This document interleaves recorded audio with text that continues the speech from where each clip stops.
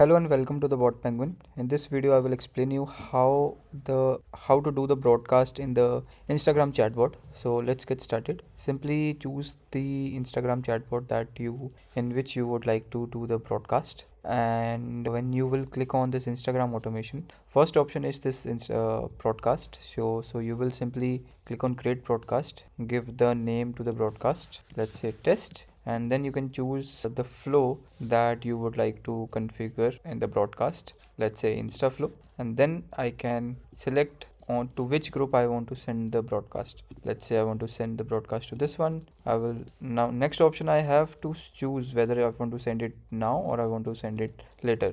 For later, I can schedule it as per my configuration, and if I want to send it now, I will click on now and simply click on create broadcast, and broadcast created successfully. It will reflect here, you can see, and you will be able to see how many contacts the broadcast was sent and how many contacts it got failed.